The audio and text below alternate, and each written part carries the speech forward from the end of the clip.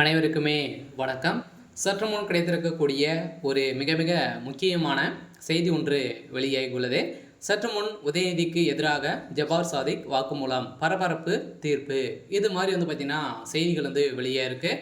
உதயநிதி ஸ்டாலின் அவர்களும் உதயநிதியுடைய மனைவி அவர்களும் பார்த்தீங்கன்னா வசமாக சிக்கியிருந்தாங்க இல்லையா. உதயநிதியுடைய மனைவி கீர்த்திகா அவர்களும் பார்த்தீங்கன்னா இந்த போதைப்பொருள் வழக்கில் வசமாக சிக்கியிருந்தாங்க. இந்த வழக்கின் அடிப்படையில் இதுக்கு எதிராக இப்போ ஜபார் சாதிக் அவர்களும் பார்த்தீங்கன்னா கொடுத்த வாக்குமூலத்தின் அடிப்படையில் தான் இப்போ அதிரடியாக உதயநிதியுடைய கதை ஒட்டுமொத்தமாக முடிய போகுது. அனைத்திலுமே திமுகவுடைய தலைமைக்கு பார்த்தீங்கன்னா ஈடுபட்டு இருக்காங்க. அனைத்து இல்லீகலாக செய்யக்கூடிய அனைத்து வேலைகளும் திமுகவுடைய நிர்வாகத்தில் இவங்க தான் பார்த்தீங்கன்னா அனைவருமே செஞ்சுட்டு இருக்காங்க. பார்த்தீங்கன்னா அவருடைய உதயநிதியுடைய மனைவி கீர்த்திகா அவர்கள் பார்த்தீங்கன்னா இந்த ஜபார் சாதிக் இருவருமே சேர்ந்து தான் இந்த தொழில் ஏர்போர்ட்டுக்கு அனுப்புகிறாங்க இல்லையா.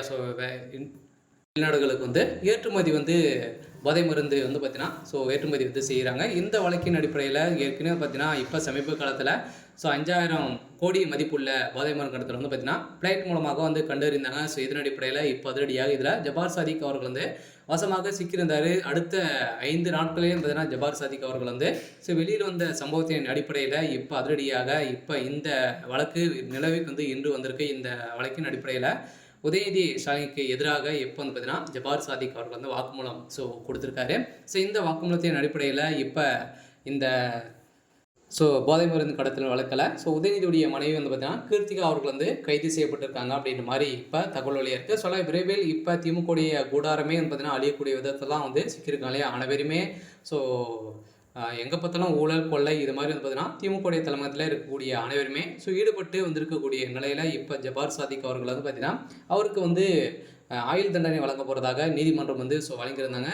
இதன் அடிப்படையில் தான் இப்போ அவர் கொடுத்த வாக்குமூலத்தின் அடிப்படையில் உதயநிதி ஸ்டாலின் அவர்கள் பார்த்தீங்கன்னா இப்போ இந்த விஷயத்தில் வசமாக இந்த போதை மருந்து கடத்தல இவருக்கும் இதில் தொடர்பு இருக்குது அப்படின்ற மாதிரி முக்கிய ஆதாரங்களும் சிக்கிருக்கு. இந்த ஆதாரத்தின் அடிப்படையில் தான் இப்போ அவருடைய மனைவியும் உதயநிதி ஸ்டாலின் அவர்களும் பார்த்தீங்கன்னா கூண்டோடு கைது செய்யப்பட போகிறாங்க அப்படின்ற மாதிரி இப்போ தகவல் வெளியே இருக்குது. அடுக்கடுக்காக திமுக இருக்கக்கூடிய முக்கிய புள்ளிகளாம் பதிலாக இதில் சிக்க போகிறாங்க. இப்போ இந்த அஜித்குமாருடைய விஷயத்திலும் திமுகவுடைய தலைமுகம் மாட்டிக்கொண்டு சிக்கி கொண்டு இருக்காங்க. இதை தொடர்ந்து தான் இப்போ திமுகவுடைய அறிவாலயமே பெரும் அதிர்ச்சியில் இருக்காங்க.